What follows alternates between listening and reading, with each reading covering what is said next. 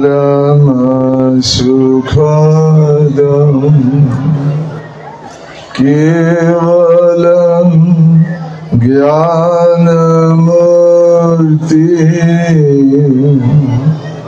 द्वन्द्वातीतं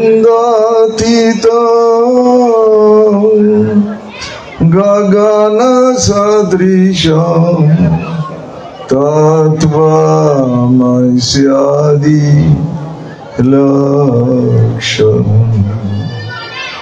एकं नित्यं विमलमचलं सर्वदा साक्षीभूतं भावातीतं त्रिगुणरहितं सद्गुरुं तं नमामि।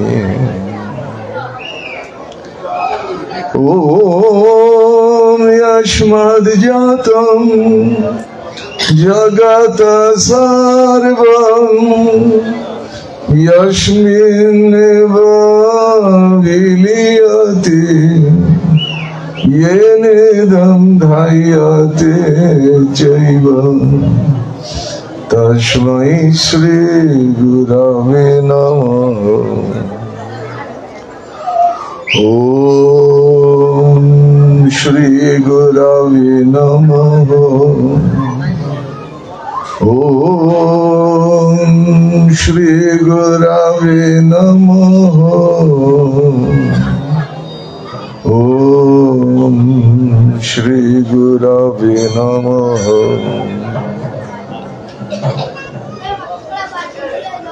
जगतेर सकल सद्गुरु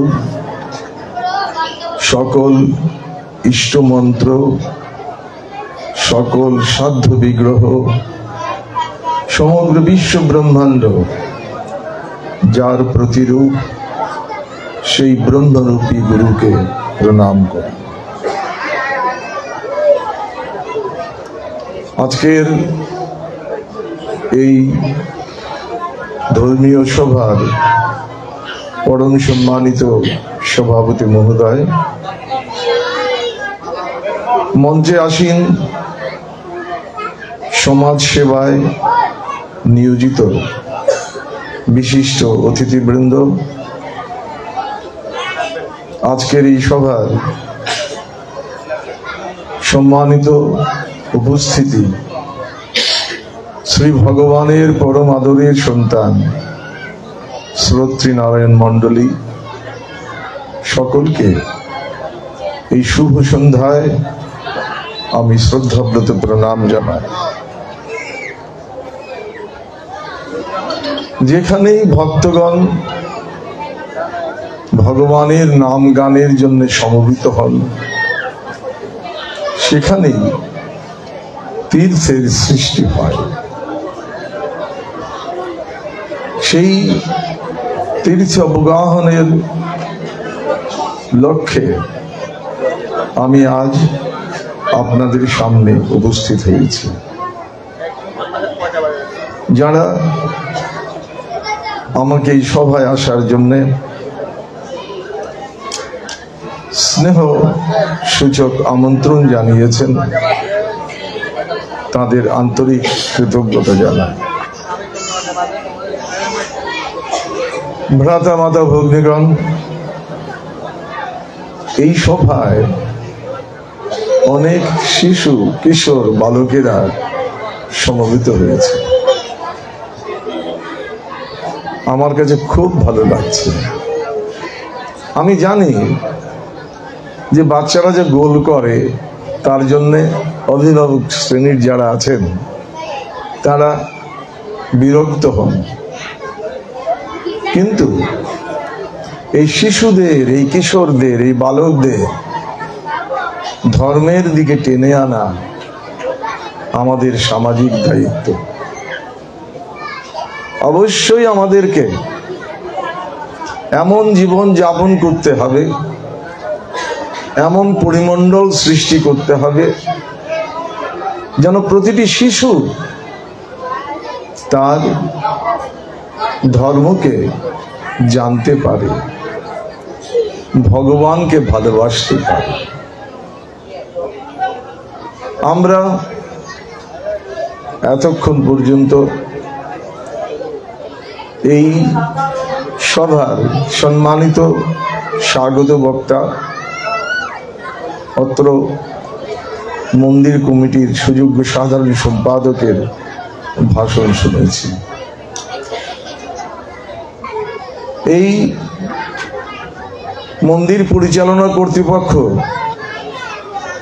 কত কষ্ট করে একটি মন্দির গড়েছেন, সেই ইতিহাস আমরা তার কাছে শুনেছি এবং তাদেরকে আন্তরিক ধন্যবাদ জানাই। কিন্তু ভ্রাতা মাতা ভগ্নীগণ, একটা বড় মন্দির হবে, একটা সুন্দর মন্দির হবে, এটাই কিন্তু আমাদের লক্ষ্য হওয়া উচিত নয়। এই মন্দিরের আহ্বান হচ্ছে ঘরে ঘরে ভগবত ভক্ত সৃষ্টি হোক। এই মন্দিরকে ঘিরে যদি অত্র অঞ্চলের সনাতন ধর্মাবলম্বীগণ ভগবানমুখী হন, তারা যদি নিত্য ভগবানের আরাধনায় নিজেদেরকে যুক্ত করেন, তবেই এই মন্দির গড়বার উদ্দেশ্য সার্থক হবে। আমাদের মনে রাখতে হবে, আমরা যেমন কাঠ পাথরে গড়া প্রতিমার পূজা করি না, করি সেই চিন্ময় পরম সত্তার, যিনি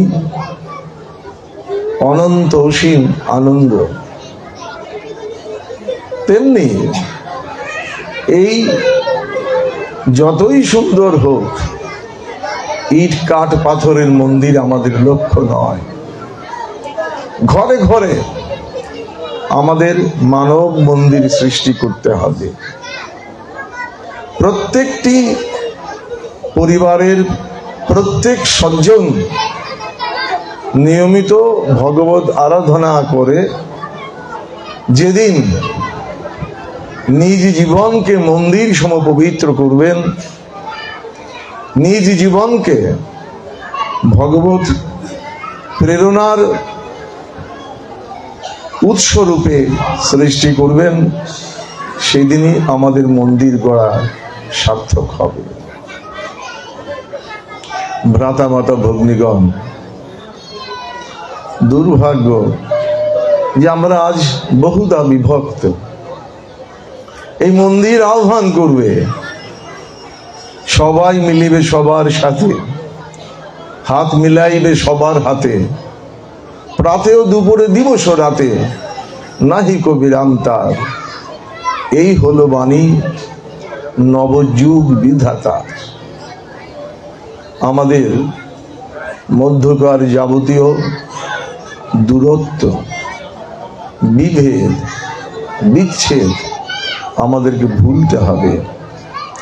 আমাদেরকে ঐক্যবদ্ধ হতে হবে, পরস্পর পরস্পরকে আপনার জন বলে জানতে হবে।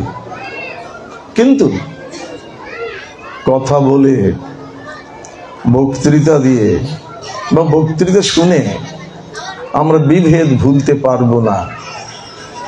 আমরা একে অপরকে আপন বলে ভাবতে পারবো না। আমরা যেদিন সকলের যিনি আপন, সেই ভগবানকে আপন বলে ভাবতে শিখব, সেই ভগবানকে নিজ জীবনে প্রতিষ্ঠিত করার জন্য চেষ্টিত হব এবং নিত্য সমগ্র ভুবনের যিনি আপন, তার আরাধনায় নিজেকে যুক্ত রাখব। তখন আমরা দেখব আমাদের মধ্য থেকে শত বিভেদ, শত বিচ্ছেদ, সকল দূরত্ব সব দূর হয়ে যাবে। ভ্রাতা মাতা ভগ্নীগণ, আমরা গর্ব করতে পারি যে যদিও আমরা দৃশ্যত বিভিন্ন দেবতার বিভিন্ন ইষ্টের আরাধনা করি, আমরা কিন্তু সরল মনে ভক্তিযুক্ত চিত্তে ভগবানের কাছে সকলের কুশল প্রার্থনা করতে পারি। আমরা সকলের কুশল প্রার্থনা করি বলেই আমরা হিন্দু। আমরা সকলের প্রতি শ্রদ্ধা রেখেই বলতে পারি যে রুচি নাম বৈচিত্রাত রিজু কুটিল নানাপথ জুসাম নৃণাম এক গমস্তমসি পয়সার নব এবা। হে ভগবান, ভিন্ন ভিন্ন রুচির অনুশীলন করে ভিন্ন ভিন্ন ভাবে আমাদের ভক্তগণ আরাধনা করেন, ভক্তি অর্পণ করেন, কিন্তু বিভিন্ন উৎস থেকে সৃষ্ট হয়ে কোন নদী সহজ সরল পথে, কোনোটা বা আঁকা বাঁকা পথে যেমন শেষ পর্যন্ত সমুদ্রে গিয়ে নিপতিত হয়, ঠিক তেমনি যে যেভাবেই ভগবানের আরাধনা করুক সকলেই যেন হে ঈশ্বর তোমাকে পায়। মূল কথা হচ্ছে আমাদেরকে সাধন করতে হবে, আমাদেরকে আরাধনার সঙ্গে যুক্ত থাকতে হবে। আড়ম্বর বড় বড় অনুষ্ঠান আমাদের সাধনার রুচিকে বর্ধিত করবে, কিন্তু আমাদের জীবনের নোংর হয়ে থাকবে আমাদের প্রত্যেকের জীবন। এই জন্য প্রতিটি শিশু হতে আরম্ভ করে সকলের জীবনে ধর্মীয় সাধনার অনুশীলন আজ একান্ত প্রয়োজন। শুধু বিশেষ বিশেষ উপলক্ষে আমরা উৎসব করব, আমরা আনন্দে মেতে যাব, এটা আমাদের লক্ষ্য হতে পারে না। তার কারণ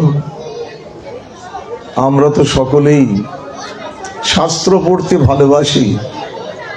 শাস্ত্র আমাদেরকে জীবনের চলার পথের দিক নির্দেশনা প্রদান করে। সেই শাস্ত্রই বলছেন,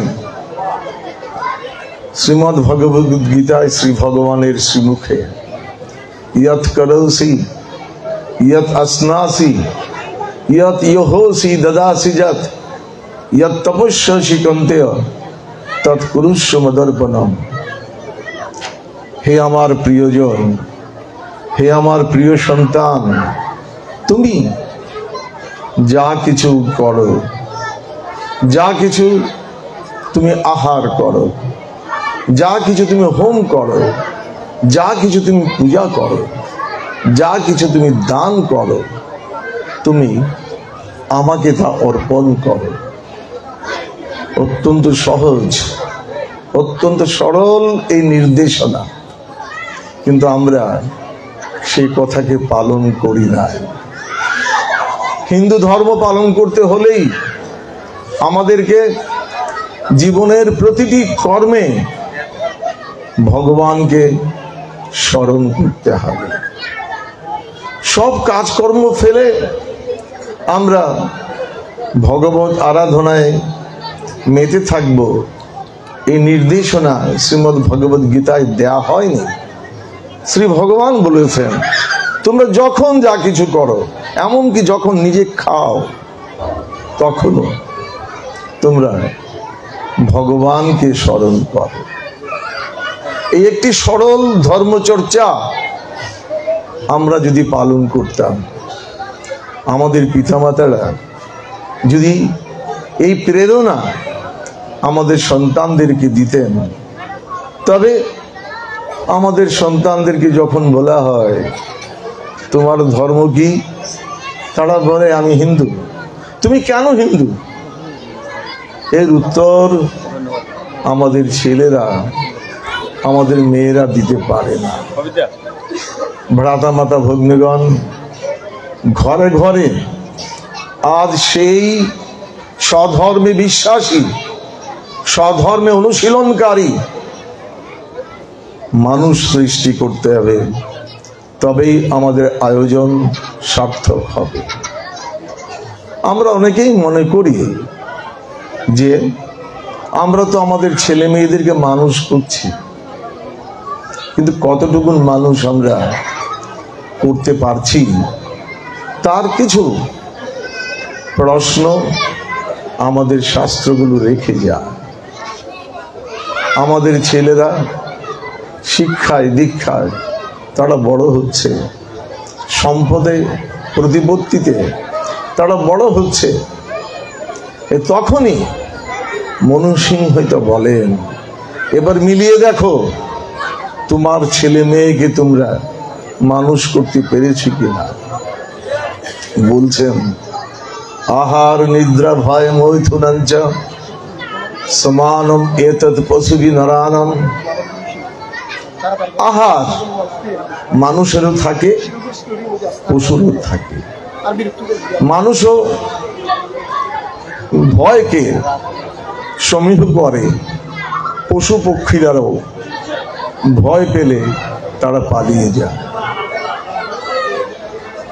মানুষ তারা বাসস্থানের জন্য চেষ্টা করে, পশু পক্ষীরাও বাসা বেঁধে থাকে, আর মানুষেরও বংশ বৃদ্ধি হয়, পশু পক্ষীরও বংশ বৃদ্ধি হয়। আহার নিদ্রা বাসস্থান এবং বংশ বিস্তার, এই চারটি জিনিসের মধ্যে যে সীমাবদ্ধ জীবন, এই সমৃদ্ধ জীবন তো পশুর জীবনের সমতুল্য। সুতরাং তাকে শ্রেষ্ঠ বলে বলা যায় না, মানুষের জীবন বলে বলা যায়। আজকে আমরা যে আমাদের ছেলে মেয়েদেরকে শিক্ষা দিচ্ছি, তারা খাদ্যের সংস্থান করতে পারছে, বাসস্থানের সংস্থান করতে পারছে, তারা নিজেদের আত্মরক্ষারও কখনো কখনো সংস্থান করতে পারছে, এমনকি বংশ বিস্তারেও তারা পারঙ্গম। কিন্তু এই জীবনকে ঋষিরা প্রকৃত মনুষ্য জীবন বলে বলেননি। তারপরেই বলেছে, ধর্মহিতেশম অধিকম বিশেষ ধর্মহীনা পশু বিসমানা। যে জীবনে ধর্ম নাই, সে শিক্ষিত হোক, সে প্রতিপত্তিশালী হোক, সে সম্পদশালী হোক, সে যতই দুর্দণ্ড প্রতাপ হোক, সে পূর্ণ মানুষ নয়। পূর্ণ মানুষ হতে হলে তাকে ধর্মের অনুশীলন করতে হবে।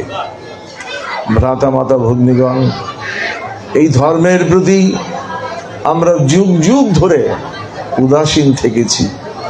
আমরা মনে করেছি কখনো কখনো আনুষ্ঠানিকতার আয়োজন করলেই আমরা ধার্মিক হয়ে যাব, কিন্তু আমাদের ঋষিরা সে কথা বলেন।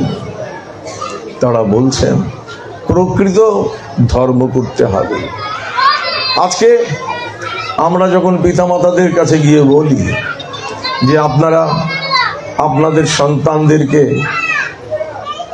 ধর্মমুখী করুন, তারা ঠিক উদাসীন থাকে। অথচ সাধক রামপ্রসাদ বলেছিলেন, হে মানুষ, কৃষি কাজ জানো না, এমন মানব জনম রইল পতিত, আবাদ করলে ফলতে শোনা। যে ভগবানের সাধন করে, যে নিয়মিত ভগবানের নাম স্মরণ করে, যে ধর্মকর্ম পালন করে, তার জীবন সকল দিক দিয়েই সুন্দর হয়। এই জন্য আমাদের সকলকে আমাদের জীবনকে প্রকৃত সমৃদ্ধি প্রদান করার জন্যে ভগবানের চরণ আশ্রয় করতে হবে। ভ্রাতা মাতা ভগ্নীগণ, আমাদের ধর্ম অত্যন্ত উদার ধর্ম। কি করলে আমি ধার্মিক হব? এর লক্ষণগুলো তারা বলছেন। এই যে এখানে আগুন জ্বলছে, প্রদীপে আগুন জ্বলছে, আবার যেখানে প্রসাদ রান্না হচ্ছে বড় বড় চুল্লিতেও সেখানে আগুন জ্বলছে। কিন্তু দেখুন, এই আগুনে যদি আপনি হাত দেন আপনার হাত পুড়বে, চুল্লির আগুনেও আপনার হাত পুড়বে। আপনার তৃষ্ণা পেলে বাংলাদেশের জল আপনার তৃষ্ণা মেটাবে, ঠিক তেমনি আপনি যদি আমেরিকার জল পান করেন তাতেও আপনার তৃষ্ণা মেটাবে। ঠিক তেমনি বলছে একটা নির্দিষ্ট সীমাবদ্ধতার কথা সনাতন ধর্ম বলছে না। তুমি যে কাজ করলে এই লক্ষণগুলি মিলবে। এই উত্তাপ দাহিকা শক্তি যেমন আগুনের ধর্ম, আগুনের লক্ষণ, ঠিক তেমনি মানুষের ধর্মের কতগুলো লক্ষণ থাকবে। এই লক্ষণগুলো বলতে গিয়ে তারা বললেন অহিংসা সত্যম অস্ত্যম শৌচম সংযমেব চ এতদ সমাসিকম প্রত্যম ধর্মস্য পঞ্চলক্ষণম। তুমি যেভাবেই যে ইষ্টেরই আরাধনা করো না কেন, হে সাধক, এই 5টি গুণ তুমি মিলিয়ে দেখো তোমার মধ্যে এই 5টি গুণের প্রকাশ হয়েছে কিনা। এই 5টি গুণ যদি তোমার মধ্যে প্রকাশ পায় তবে তুমি বুঝতে পারবে, তুমি সত্যিই তোমাকে ধার্মিক বলে মনে করতে পারবে। এই যে 5টি গুণ, এই 5টি গুণের অনুশীলন, এই 5টি গুণের বৃদ্ধি আমাদের মধ্যে যাতে প্রস্ফুটিত হয়, সেজন্যেই আমাদেরকে প্রকৃত ধর্মের অনুশীলন করতে হবে। এর প্রথমেই বলা হয়েছে অহিংসা। হিংসা সনাতন ধর্মাবলম্বীগণের জন্য স্বীকৃত নয়। ভগবান প্রেমের প্রতীক, তিনি আমাদেরকে সকলকে পরম প্রেমে তার দিকে আকর্ষণ করেন। এজন্যই আমরা তাকে কৃষ্ণ বলে জানি না। আমরা দেখি ধর্মে ধর্মে কত দ্বন্দ্ব, কিন্তু ভগবান তার আরাধনা সব উপাসনালয়ই হয়। আমরা সাধক কবি শ্রীমৎ স্বরূপানন্দ পরমহংসদেবের কণ্ঠে শুনেছি যে মন্দিরে গির্জায় মসজিদে পেগোডায় কার আরাধনা তুই করিস রে বল, তিনি কি একলা তোর সম্প্রদায়ের প্রভু, শত্রু কি জগতের অপরে সকল। আমরা ভগবানকে সকলের কাছেই পরম করুণাময় বলে মনে করি। এজন্যই আমরা প্রার্থনা করি সর্বেষাং মঙ্গলং ভুয়াৎ। হে ভগবান, তোমার করুণায় জগতের সকলের কল্যাণ হোক। সর্বে সন্তু নিরাময়া, জগতের সকলের দুঃখ বেদনা বিদূরিত হোক। সর্বে ভদ্রাণি পশ্যন্তু, সকলে যেন জীবনে শান্তি লাভ করেন। মা কশ্চিৎ দুঃখ ভাগ ভবেৎ, কেউ যেন কখনো দুঃখ ভোগ না করে।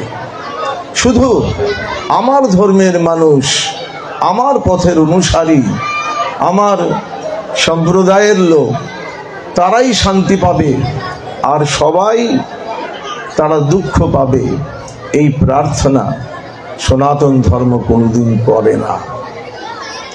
এই জন্যেই আমরা যখন কোনো ধর্মের আয়োজন করব, অনুশীলন করব, আমাদেরকে পুঙ্খানুপুঙ্খভাবে আত্মবিশ্লেষণ করে দেখতে হবে আমাদের মধ্যে সর্বজনীন প্রেম প্রস্ফুটিত হয় কিনা। যদি হিংসা আসে তৎক্ষণাৎ নিজেকে নিবৃত্ত করতে হবে। ছোট্ট একটা কাহিনী বলি।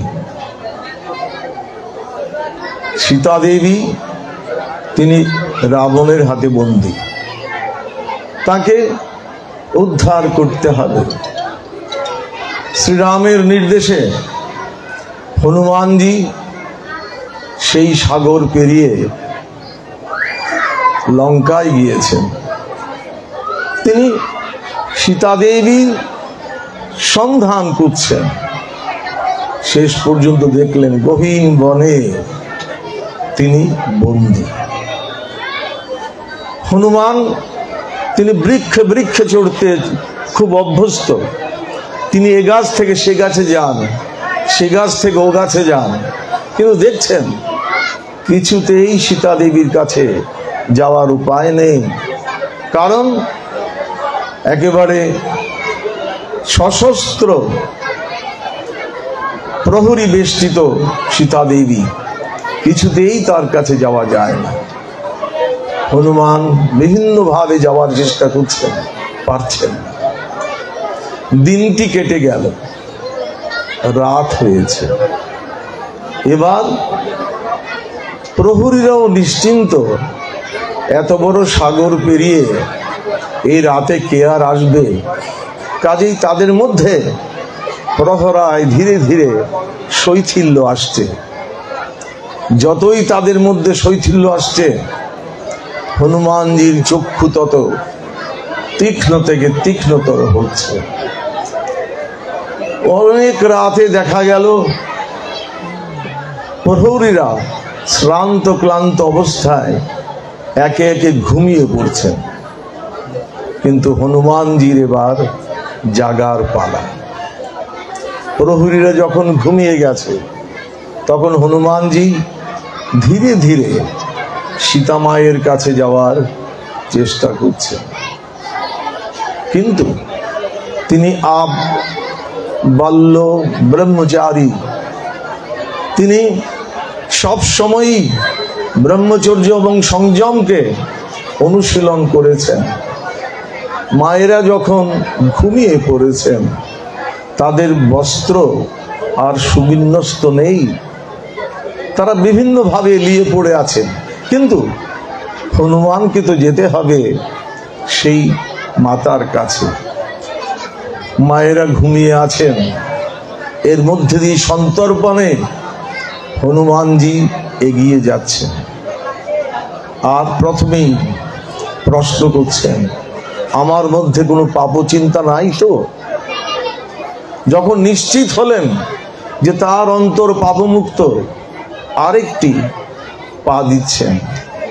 এবার প্রশ্ন করছেন, আমার মধ্যে কোনো অসংযমের কীট নাই তো? যখন নিশ্চিন্ত হলেন যে অসংযম তার মধ্যে নেই, তখন তিনি আরেকটি পা দিলেন। এইভাবে আত্মপরীক্ষা করতে করতে হনুমানজি মা সীতার কাছে গিয়ে পৌঁছলেন। আমাদেরকে আত্মপরীক্ষা করতে হবে। আমি যে ধর্মের আয়োজন করেছি, আমি যে ধর্মের অনুশীলন করেছি, এখানে সূক্ষ্মভাবেও হিংসা নাই তো? যদি হিংসা থাকে, সে যে আমার ধর্ম হবে না। কারণ আমার ধর্ম শিক্ষা দিয়েছে, যত্র জীব তত্র শিব। যাহা যাহা কৃষ্ণ, যাহা যাহা দৃষ্টি পড়ে, তাহা তাহা কৃষ্ণ স্ফুরে। সকলকে ভগবত তুল্য সম্মান দেয়া, এইটি হচ্ছে সনাতন ধর্মের অন্যতম বৈশিষ্ট্য। তাই আমাদেরকে অহিংসার চর্চা করতে হবে। যে কোনোভাবে আমাদের মধ্যে যে হিংসা সূক্ষ্মভাবে হলেও বিরাজ করছে, সেই হিংসার বিষ থেকে আমাদের সমাজকে মুক্ত হতে হবে। আমরা যুগ যুগ ধরে নানাভাবে ভাই ভাইকে অপমান করেছি, আপনজনকে দূরে ঠেলে দিয়েছি, আমাদের মধ্যে বিচ্ছেদ বিভেদের সৃষ্টি করেছি। কিন্তু আজ সেই ধর্ম চাই, যে ধর্ম সকলকে সমান করে। ভ্রাতা মাতা ভগ্নীগণ, এই যে সর্বজনে প্রেম, সর্বজনে সম্মান, সর্বজনে শ্রদ্ধা, সর্বজনে সেবা, এই হচ্ছে সনাতন ধর্মের প্রথম লক্ষণ। দ্বিতীয় লক্ষণ হচ্ছে সত্যম, নিজের জীবনকে সত্যের সঙ্গে যুক্ত রাখতে হবে। মিথ্যা যেন কোনোভাবে আমার জীবনকে আচ্ছাদিত করতে না পারে। মিথ্যার সঙ্গে আপোষ করে হিন্দুর ধর্ম হয় না। ভ্রাতা মাতা ভগ্নীগণ, আমরা শাস্ত্র পড়ি, এই শাস্ত্রগুলো হচ্ছে আমাদের জীবনের চলার পথের বিধান। এই শাস্ত্রকে আমাদের অনুসরণ করতে হবে, অনুশীলন করতে হবে। আমরা যদি প্রকৃতই হিন্দু হই, শাস্ত্রকে আমাদের অবশ্যই নিজের জীবনে ধরে রাখতে হবে। ভ্রাতা মাতা ভগ্নীগণ, সকলের মধ্যেই ভগবত দর্শন করা, ভগবত শ্রদ্ধা পোষণ করা হিন্দুর অন্যতম মৌলিক বিষয়। কিন্তু শ্রীমদ্ ভগবদ গীতায় শ্রী ভগবান বলেছেন, আমাকে পেতে চাও, এ পাওয়ার জন্য কিছু কৌশল তিনি নির্ধারণ করে দিয়েছেন। শ্রী ভগবান বলছেন যে হ্যাঁ, আমি অসীম, আমি অনন্ত, আমি যেমন অনন্ত, আমাকে পাওয়ার পথ তেমন অনন্ত। প্রত্যেকটি পথেই সত্য আছে। এই যে শিশুরা বুঝে হোক না বুঝে হোক কত চিৎকার করে, কিন্তু ভ্রাতা ভগ্নীগণ মনে রাখবেন, সনাতনী ঋষিরা বলেন সকল শব্দের মধ্যেই ভগবান আছে। এমন কোনো শব্দ নাই যে শব্দের মধ্যে ভগবান নাই। তবে এই শব্দকে যখন আমরা ভগবতী ভক্তিতে সিক্ত পরিসিক্ত করি, তখন একটি সাধারণ শব্দ ভগবানের নামে পরিণত হয়। আমাদেরকে ভক্তি ভরে ভগবানকে স্মরণ করে যে কোনো শব্দের অনুশীলন করতে হবে। তো যে কথা বলছিলাম, যে কোনো পথেই আপনি ভগবানকে পেতে পারেন। আমরা এই জন্যই আমাদের ঋষিদের কাছে শুনেছি, একং সদ বিপ্রা বহুধা বদন্তি।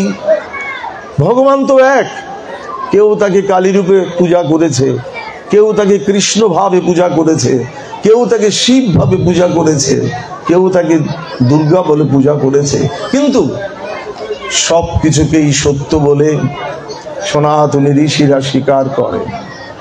তারা কখনো বলবেন না, কোনোদিন কোনো শাস্ত্র বলে না যে এই নাম মিথ্যা, এই প্রতীক ভুল। এই যে সর্বজনীন শ্রদ্ধা, এটি সনাতন ধর্মের অন্যতম মূল বিষয়। কিন্তু নৌকা ঘাটে শত নৌকা আছে, কোনো নৌকা ছোট, কোনো নৌকা বড়, কোনো নৌকা দ্রুতগামী, কোনো নৌকা ধীরগামী, কোনো নৌকায় আরাম বেশি, কোনো নৌকায় আয়াস হয়। কিন্তু প্রত্যেকটা নৌকাই নদীকে অতিক্রম করতে পারে। আপনি নৌকা ঘাটে গেছেন, কয়টা নৌকায় উঠবেন? যদি দুইটা নৌকা পাবেন, আপনি নদী পেরোতে পারবেন না। একটি নৌকা বাঁচতে হবে। এজন্যই ভগবান বললেন, মন মনা ভব মদ ভক্ত মদ যাজিমাম নমস্কুরু। তুমি তোমার ইষ্টতে গত মনা হও, ইষ্টগত মনো। তোমার গুরু তোমাকে যে নাম দিয়েছেন, সে নাম তুমি ভুলবে না। এ নামকে তুমি স্মরণ করো, এ নামে তুমি আশ্রয় করো, এ নামের তুমি ভক্ত হও, এ নামের তুমি পূজা করো, এ নামের তুমি ধ্যান করো। হয়তো কোনো কোনো পণ্ডিত বলবেন, তোমাকে তোমার গুরু যে নাম দিয়েছেন, এই নামটি তত্ত্বগত দিক দিয়ে বড় বড় নিচের, নিম্নমানের। তুমি উচ্চ তত্ত্বের নাম গ্রহণ করো না, হিন্দু ধর্ম সেটা বলে নাই। আমি প্রথমে যে কথাটি বলেছি, যা রুচি অনুসারে যেভাবেই ভগবান তোমাকে সাধন করুক সে যেন তোমাকে পায়। এর কারণ কি দেখুন, কর্ণফুলী নদী সমুদ্রে গিয়ে মিলেছে, কিন্তু তার আগে শঙ্খ নদীতে যে নেমেছে সে যদি চলতে থাকে সে শঙ্খের মধ্যে আটকে থাকবে না, ধীরে ধীরে সে কর্ণফুলীতে আসবে, তারপরে ধীরে ধীরে সাগরে চলে যাবে। মাতামুহুরী, সে মাতামুহুরীতে যদি কেউ তার যাত্রা শুরু করে, সে যদি চলতে চলতে সে কর্ণফুলী হয়ে আবার সাগরে চলে যাবে। ঠিক তেমনি সাধন যদি করেন, গুরুর কাছ থেকে যে নাম পেয়েছেন সেই নামে যদি আপনি নিষ্ঠার সঙ্গে লগ্ন থাকতে পারেন, তবে আপনি নিশ্চয়ই ভগবানকে পাবেন। এখানে একটি জিনিস অবশ্যই আমাদেরকে মনে রাখতে হবে, যে একটি পথ আশ্রয় করে থাকতে হবে, সকলের প্রতি শ্রদ্ধা কিন্তু নিষ্ঠা গুরুদত্ত নামে, এটি আজ একান্তভাবে প্রয়োজন। কারণ বারবার যে নৌকা বদল করে সে কখনো নদী পেরোতে পারবে না। ঠিক তেমনি দীক্ষা গ্রহণ করার পরে যে গুরুদত্ত নাম ছেড়ে ভিন্ন কোনো কারণে ভিন্ন দিকে ছুটে চলে যায়, সে কখনো তার লক্ষ্যে পৌঁছতে পারবে না। ভ্রাতামাতা ভগ্নীগণ, ভগবান ভিন্ন ভিন্ন নামে আমাদেরকে আকর্ষণ করেন। এর জন্য যার যার ইষ্টই তার তার কৃষ্ণ। এই বোধে আমরা ভগবানের আরাধনা করব। আমাদেরকে নিষ্ঠাশীল হতে হবে। আমরা যদি গুরুদত্ত নামকে লোভে, মোহে, ভয়ে বা কৌতূহলবশত ত্যাগ করে বিভিন্ন সময়ে বিভিন্ন নামাশ্রয়ী হই, আমরা কখনোই আমাদের লক্ষ্যে পৌঁছতে পারব না। ভ্রাতামাতা ভগ্নীগণ, একটা পিপীলিকার মধ্যেও আত্মা আছে, একটা হাতির মধ্যেও আত্মা আছে। কত বড় প্রাণী হাতি, পিপীলিকা কত ছোট, কিন্তু কোনো শাস্ত্র এখনো বলে নাই যে পিপীলিকার আত্মা কত ছোট আর হাতির আত্মা কত বড়। আত্মা তিনি সর্বভূতে তিনি বিরাজ করেন, এই জন্যই তিনি ঈশ্বর। কাজেই আমরা সকলে নিজের ইষ্টের প্রতি যেমন শ্রদ্ধা ভক্তি রাখবো, কখনোই নিজের ইষ্টের তুলনায় আরেকজনের ইষ্ট নিম্ন স্তরের, হীন বলে আমরা কখনো বলবো না। অপরের নিন্দা করা আমাদের জীবনে যেন কখনো না হয়। আমরা নিজেরা পূর্ণ নিষ্ঠায়, পূর্ণ শ্রদ্ধায় নিজের ইষ্টকে সাধন করব এবং একই সময়ে অপরের প্রতি শ্রদ্ধা রাখব। দেখুন, এই যে পাশাপাশি বসে ভিন্ন ভিন্ন মন্ত্রের সাধকেরা, ভিন্ন ভিন্ন পথের পথিকেরা একসঙ্গে বসে ভগবানকে স্মরণ করবেন, একটি কৌশল আমাদের ঋষিরা আবিষ্কার করেছিলেন। তার নাম হচ্ছে জপযজ্ঞ। বিরোধ বিবাদ তর্কের স্বাদ দূর করে দাও ভাই, মনে মনে হোক ইষ্ট জপন, এসো বসি এক ঠাই।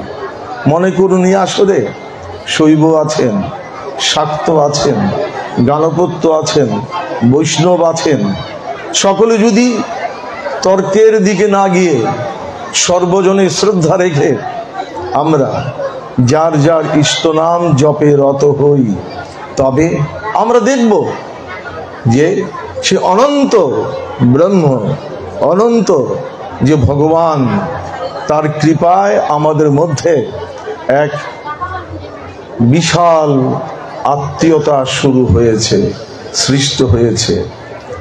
আমাদের ধর্ম আমাদেরকে দায়িত্ব দিয়েছে, সর্বেষাং মঙ্গলং ভুয়াৎ, সকলের মঙ্গল হোক। বসুধৈব কুটুম্বকম, সমগ্র বিশ্বকে তুমি আপন করো। অপরের ইষ্টকে ছোট বলে প্রচার করে কোনোদিন জগৎকে আপন করা যাবে না। প্রত্যেকের ইষ্টের প্রতি শ্রদ্ধাশীল থেকে যার যার ইষ্টে অনুশীলন করব, একনিষ্ঠভাবে গুরুদত্ত সাধন করব। এই কাজটি আমরা যদি করতে পারি, আমরা আমাদের ধর্মের পথে অনেক দূর এগিয়ে যাব। ধর্মের তৃতীয় লক্ষণ অস্তেয়ম। অস্তেয়ম শব্দের সরল অর্থ হচ্ছে কর্তব্য পরায়ণতা। আমাদেরকে যার যার কর্তব্য পালন করতে হবে। মানুষের কর্তব্য হচ্ছে মানুষের পাশে দাঁড়ানো, মানুষের সেবা করা, মানুষের দুঃখে নিজের স্বার্থ ত্যাগ করা, মানুষের সঙ্গে একাত্ম হওয়া। এই কাজটি আমরা যদি করতে পারি, ধর্মের পথে আমরা অনেক এগিয়ে যাব। আমাদের ধর্ম এই কর্তব্যবোধের সূচনায় তারা বলছেন মাতৃদেব ভব, নিজের মাকে তুমি দেবী জ্ঞানে অর্চনা করো। মা দুর্গার প্রতিমা এখানে স্থাপিত হয়েছে। আমরা নিজের ঘরে ঘরে নিজের মায়ের মধ্যে যদি সেই মাকে দর্শন করতে পারি, বিশ্ব মাতাকে দর্শন করতে পারি, দেখব মা দুর্গা শুধু মন্দিরেই নন, আমাদের প্রত্যেকের গৃহেই তিনি স্থায়ী আসন গ্রহণ করেছেন। আমাদের ঋষিরা শিখিয়েছেন পিতৃদেব ভব, নিজের পিতাকে দেবতা জ্ঞানে তুমি আরাধনা কর। শুধু তাই নয়, তারা বলেছেন পিতা স্বর্গ পিতা ধর্ম পিতা হি পরমং তপঃ পিতুরি প্রতিমা পন্নৈ প্রিয়ন্তি সর্বদেবতা। যারা ধর্ম করতে চায়, যারা সনাতন ধর্ম পালন করতে চায়, তাদেরকে অবশ্যই নিজের পিতা মাতাকে শ্রদ্ধা করতে হবে। এর কোনো বিকল্প নাই। আমার বাবা মা যদি তারা শিক্ষিত নাও হয়ে থাকেন, তারা যদি অর্থশালী নাও হয়ে থাকেন, তারা যদি ইচ্ছা প্রকাশ না করতেন, আমি মনুষ্য দেহ ধারণ করে পৃথিবীতে আসতে পারতাম না। এই জন্যে মাতৃপিতৃ ভক্তি হিন্দু ধর্মের অন্যতম প্রধান শর্ত। এবং এই যে কর্তব্য পরায়ণতা মানুষের জীবনে যা সমাজকে সুন্দর করে, তার সূচনা হয় এই মাতৃপিতৃ ভক্তি থেকে। ভ্রাতামাতা ভগ্নীগণ, যতদিন হিন্দুর ঘরে মাতৃভক্তি পিতৃভক্তি ছিল, ততদিন হিন্দু বহিঃশত্রুর দ্বারা আক্রান্ত হয়েছে, তারা তাদের সম্পদ হারিয়েছে, কিন্তু মনের শান্তি যায়নি। আজ হিন্দুর ঘরে ঘরে অনেক সম্পদ, অনেক শিক্ষিত জনেরা আছে, কিন্তু শান্তি হারিয়ে গেছে। তার কারণ পিতৃভক্তির অনুশীলন নাই। এমন জীবনযাপন পিতামাতাদের করতে হবে যেন শিশুটি, যে শিশু জানে জগতের সবচেয়ে তার আপনজন হচ্ছে তার মা, তার বাবা, এই বাবা মার প্রতি যাতে সে শ্রদ্ধা রাখতে পারে, সেরকম জীবন আমাদের যাপন করতে হবে। এটি হচ্ছে আমাদের সামাজিক ধর্ম। একটি শিশু যদি দেখে তার মা নিয়মিত প্রতিদিন শ্রদ্ধার সঙ্গে ভগবানের নিয়মিত আরাধনা করে, একটি শিশু যদি দেখে তার পিতা যতই ব্যস্ত থাকুক ভগবানের সাধনায় তিনি কখনো অবহেলা করেন না, সে সেটি মনে রাখবে। আমরা বলি আমাদের কি কাজ, কি ধর্ম। যদি আমরা হিন্দু হই, চারটি কাজ আমাদেরকে করতেই হবে। আপনি ডাক্তার হবেন না ইঞ্জিনিয়ার হবেন, আপনি দরিদ্র হবেন না ধনী হবেন, এই প্রশ্ন করা হয়নি। কিন্তু নিত্যকর্ম হিসেবে শ্রোতব্য কীর্তিতব্যশ্চ ধ্যেয় পূজ্যশ্চ নিত্যদা। ভগবান তোমাকে সৃষ্টি করেছেন, ভগবান তোমাকে পালন করছেন, ভগবানের কাছে তোমাকে ফিরে যেতে হবে। সুতরাং হে ভক্ত, প্রতিদিন তুমি ভগবানের শাস্ত্র পাঠ করবে, প্রতিদিন তুমি ভগবানের গুণকীর্তন করবে, ভগবানের তুমি পূজা করবে, ভগবানের ধ্যান করবে। ভ্রাতা মাতা ভগ্নীগণ, আপনারা যদি আপনাদের সন্তান সন্ততিগণকে নিয়ে 24 ঘন্টার মধ্যে প্রতিদিন 10-15 মিনিটও এই 4টি কাজে সন্তানদের সঙ্গ দেন, সন্তানদের সঙ্গ নিয়ে করেন, তবে কি দেখবেন জানেন? যে গৃহে পিতামাতা সন্তান সন্ততিগণকে নিয়ে নিত্য ধর্মের অনুশীলন করে, সেই গৃহ শ্রী ভগবানের নিত্যলীলার শ্রী বৃন্দাবনে পরিণত হয়। আপনাকে কষ্ট করে তীর্থে তীর্থে যেতে হবে না, ভগবান আপনার ঘরে আসবেন। কারণ ভগবান বলেছেন, না হম তিষ্ঠামি বৈকুণ্ঠে যোগীনাম হৃদয়েন চা মদ ভক্তা যত্র গায়ন্তি তত্র তিষ্ঠামি নারদ।